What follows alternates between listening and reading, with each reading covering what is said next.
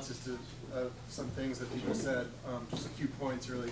I think there was an accompaniment or a movement of accompaniment that was in solidarity with people in Iraq. I'm not sure if it was anarchist or anarchist influence. It was called Voices in the Wilderness, and there were people from that group that did go to Iraq and did sit in target areas to prevent the bombing of those areas. And I heard them on the radio recently. I believe they're still involved in Iraq.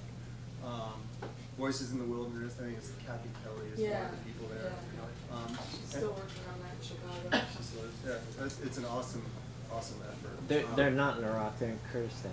They're in Kurdistan. They're in Kurdistan. They were in 2003, then they left, and they came back to Kurdistan last year, I think. So but it's Christian Peacemaker, it seems.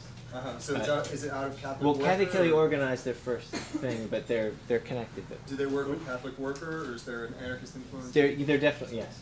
And they were there before the war as well. They were there before the war.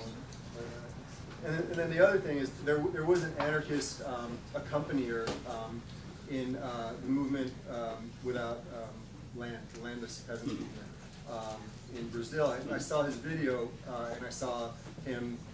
I heard the bullets whizzing by as he was filming. Like the police raided like a takeover of, I think it was a few thousand families actually in Brazil. He also was an accompanier in the APO and then the larger struggle in Oaxaca. And 2.5 years ago he was killed. He was a friend of a lot of people here, Brad Will. He was killed like shooting video to report on that effort here in the United States. Just like in terms of solidarity with ourselves, I think you mentioned, and also solidarity with others. The effort for justice for Brad Will, his murderers, like I mentioned, are caught on film in broad daylight. And there are people who witnessed his murder, who are now the targets of arrest warrants. And one person's been jailed, a father of two. He's in jail for the last 7 months because the government needed to scapegoat someone to show progress on the case to get a lot of our money for weapons and training. So there's a movement for justice for Brad and for 27 Oaxaqueños who not even had an investigation opened in their case. Meanwhile, George Bush and the center-left Obama have pushed a huge military aid package for Mexico and the rest of Latin America and the Caribbean. So we're fighting that and also for justice for Brad, this movement across the country called Friends of Brad Will. So I just wanted to mention that because he had his home here and he had a lot of colleagues and activist brothers and sisters here. And he was very much in solidarity with people in Brazil and in Mexico who were victims of U.S. military funding. So help out. That'd be awesome. Thanks. But does anybody have anything to say against the concept of accompaniment? Does everybody really like it? I mean, the interesting thing, whenever I go to speak about these things in the universities, I mean, both Sutton and myself, we are screened at. It's a very interesting thing, because the intellectuals usually react in the following way. Why are you taking my agency away? Nobody's taking your agency away. We're just saying that you need to be useful, that you need to join the people somewhere else, not only there. But what about here, organizing now? Why wouldn't I organize as a student in my university? Do you have anything critical to add to the concept of accompaniment? Because it does mean something else. It means leaving the place where you are.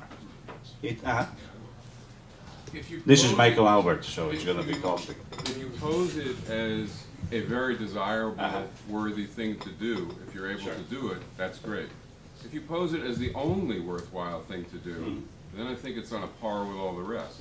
It's basically saying, do this, or you're worthless. Do this, or you're not revolutionary. Do this, etc. So if you go into a university, let's say you sit down with Noam, and you say, but that's what would follow. And that's why they react that way. You ask, that's why they would react that way. So you have to pose it in a way that doesn't seem to imply something that's silly, right? And you have to pose it as one way of engaging. In the late 1960s, we were all doing campus organizing. We were trying to build a campus movement. This idea emerged, and the form it took was people would move into various neighborhoods, join with people in those neighborhoods who were struggling. So in Boston, it was Dorchester. I could list them all, but it doesn't matter. But it was basically various working class neighborhoods. You move in a house, you set up a collective, you become part of the community, and you engage in the struggles. Well, it's a great thing, except that 2/3 of the people who did it were incapable of doing it. In other words, they just weren't suited. That wasn't the best way they could contribute.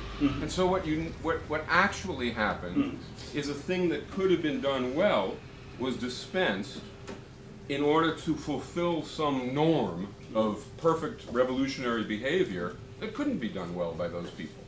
So it's a great thing, but I don't think it's for everybody. I mean, yeah, maybe, but when Tom Hayden, whom we both know, told me recently when I met him in Berkeley that he thinks that what you are describing, which is called Economic Action Research Program, or one of them, right?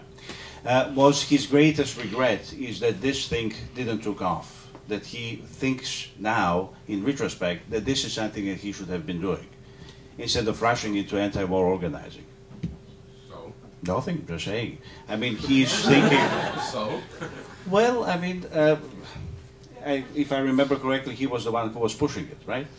No, not where I was. They did it in New Jersey. Okay. There were people who did it in various places. But, and a lot of it was good. I'm saying a lot of it's good. Sure. A lot of it isn't good. It's like saying there's only one good thing to do just never makes sense. Right? Because there are different strokes for different folks. Sure. Basically. Sure, I wouldn't disagree with this. I don't think that Stoughton would disagree with this either. I'm sure he wouldn't. I mean, just to piggyback on what Michael's saying, I think we've gotten so used to sweeping, Either or. you know, single, this is the way. We're so used to sectarianism. We're so used to ideological rigidity. We're so used to not borrowing from other theoretical perspectives and instead denouncing them. Read anything any anarchist writes about post-structuralism or something like that, you know, for a good example. That it's difficult sometimes to hear like single solutions without it being said that there's a complex field of power out there that needs to be approached in a number of different ways rather than through some like kind of single solution. But it sounds very, what you're talking about sounds very similar to a specificista practice, you know? I think it does, yeah. Sense. Yeah, I think it does. It worked in Latin. Somebody before John